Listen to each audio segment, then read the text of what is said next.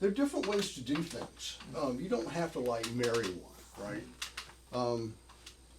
But for me, I always like to play with a very relaxed thing with the right hand. So people say, well, how do you set up your right hand technique? I just relax my hand, let fall of the bass.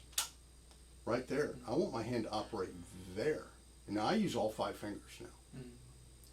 So I'm working on stuff. This is a fairly new thing that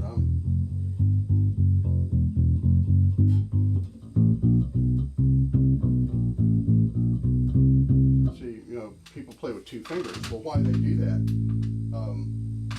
Because fall from upright bass, right? But that's not really a smart way to play the bass guitar, because the instrument is a guitar.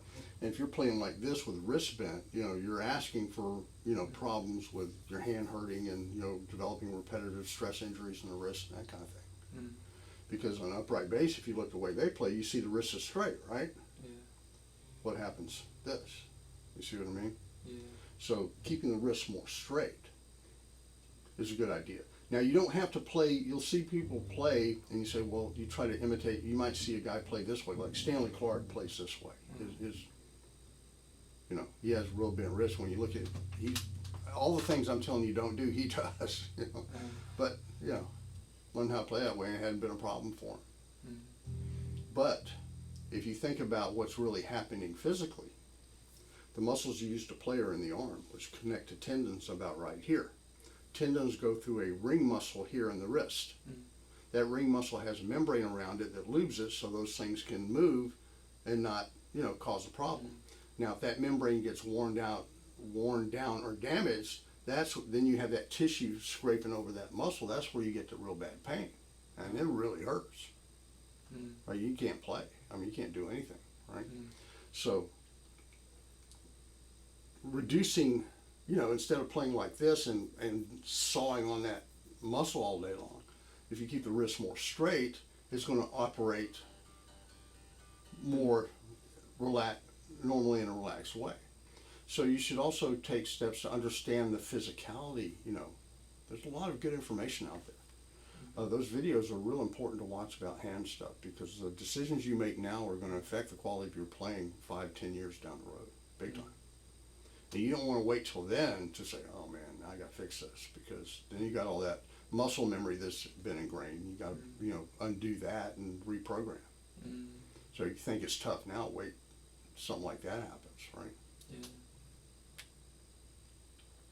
So,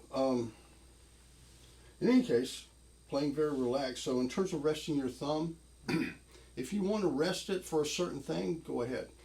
Now, there are 3 main right hand things.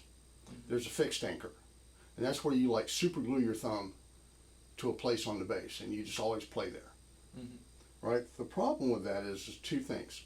Now, on your bass, it isn't going to be as big an issue as it will be on this one, because I'd have to reach all to get to this string. If I have my thumb here, I'm using all that hand energy just to do that.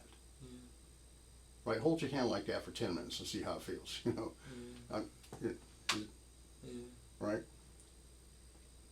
It's going to get tired. Right? But people learn how to play that way. Now, for 4-string bass, it's not that big a reach.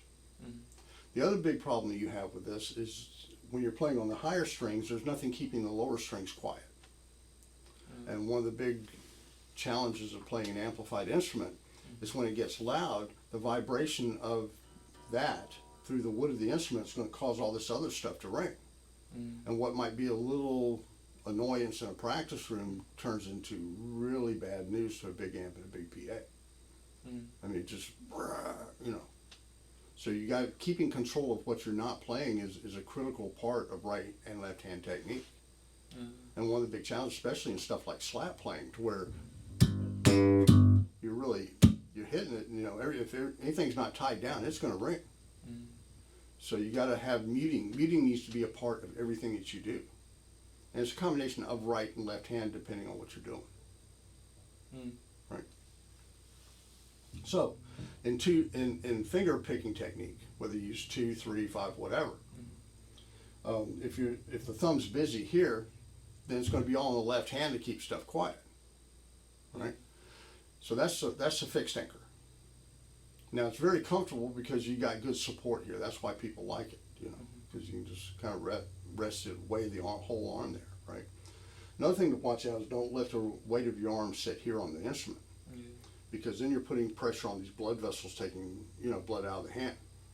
So I've seen people play like this and wonder why their fingers are going numb, right? So keeping the weight, it's okay to touch a little bit, but don't put any significant weight as you're playing there, because you want to keep those pipes clear, keep that blood flowing through the hand, right?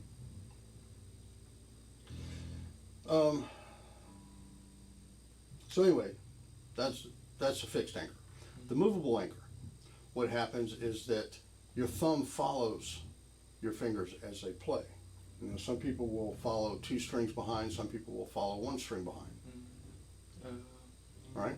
So if I go,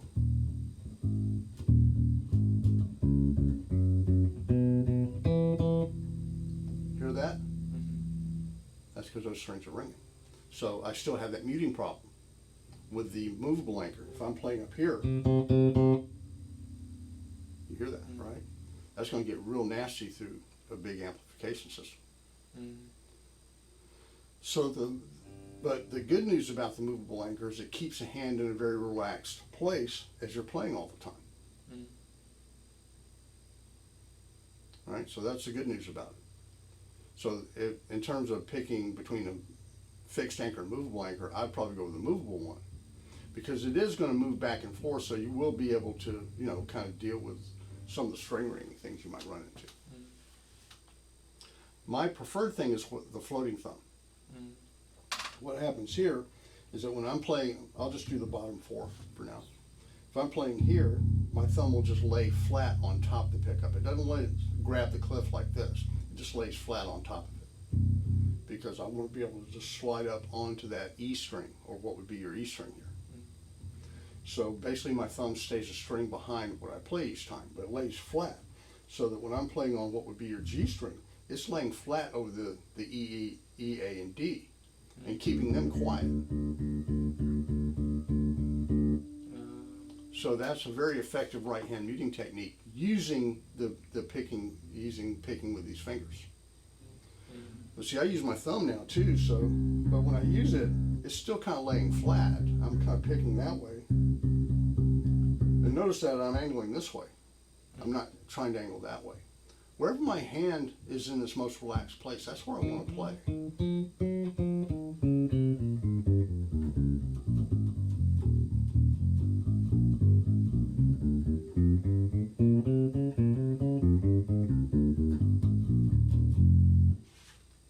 So I like to play octaves like this, because before it's a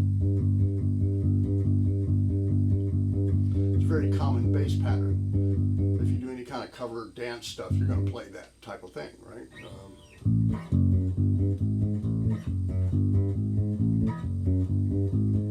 But it's kind of demanding with the right, because I'm doing this, or what if you got doom, ba-da-dum, those type of things. But if I use my thumb for the low note,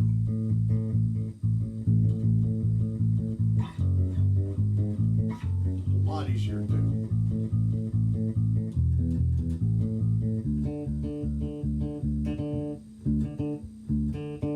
Left hand articulation.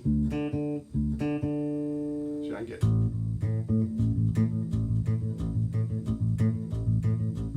See, I'm getting, out of each of those 4 notes, I'm getting 2 here. Do that with flat playing too.